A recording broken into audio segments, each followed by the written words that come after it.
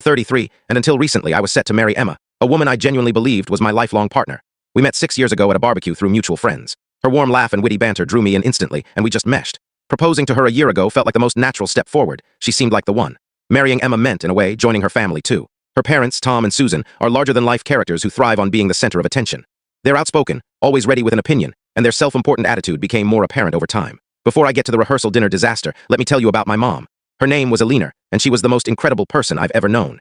She passed away 2 years ago after a grueling 3-year fight with cancer. Watching her endure that battle while still prioritizing others was awe-inspiring. She taught me about compassion, selflessness, and standing firm for what's right.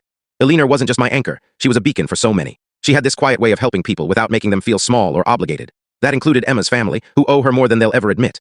When I first introduced Emma to my mom, things seemed fine. Alina liked her and Emma was courteous. But as our relationship deepened, I noticed Emma's subtle digs about my mom, calling her overly hands-on or too eager to assist. It bothered me, but I chalked it up to her adjusting to my family. Alina did so much for Emma's family. Years back, when their diner was on the brink of collapse, my mom co-signed a loan to keep them afloat. No one else would take that chance, but she believed in them. She even helped reorganize their finances and devised a plan to turn the business around, which worked.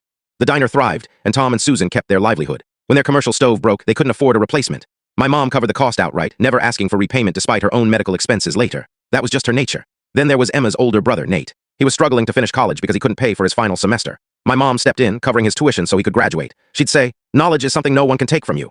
Beyond money, she gave her time, helping with their bookkeeping, even watching Nate's kids so he could study. Tom, Susan, and Nate never truly thanked her. They'd toss out a quick thanks, but never acknowledged the depth of her help.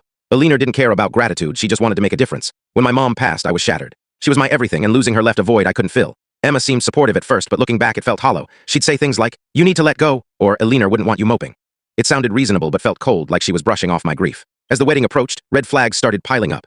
Emma dismissed any mention of my mom in wedding plans. I wanted a small nod to her in our vows, but Emma waved it off, saying, "Won't that bring everyone down? Weddings are for joy." I let it go to avoid conflict, but it gnawed at me. Tom and Susan's comments didn't help. They had a knack for making me feel lesser, like Emma was settling for me. Tom once quipped that Emma was elevating her life by marrying someone from a humbler background. Susan would say, "Love requires compromises," as if I was a burden Emma was graciously taking on. It hurt, but I stayed quiet for Emma's sake. In hindsight, I wish I'd spoken up sooner. I kept hoping things would improve after the wedding, but I was dead wrong. About a month before the wedding, things started unraveling. Tom and Susan offered to host the rehearsal dinner at a swanky restaurant they had connections with. I thought it was a generous move, maybe their way of making up for the snide remarks during planning. But soon, it became clear it was more about them showing off.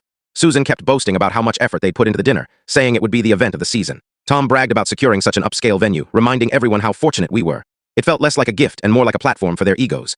As the dinner neared, their true colors shone brighter. Every conversation with them carried a subtle jab. When I tried to confirm the guest list, Susan brushed me off with, "Don't worry about it, David. We've got it covered." I can tell what happened in the short video, full video on my channel link in below.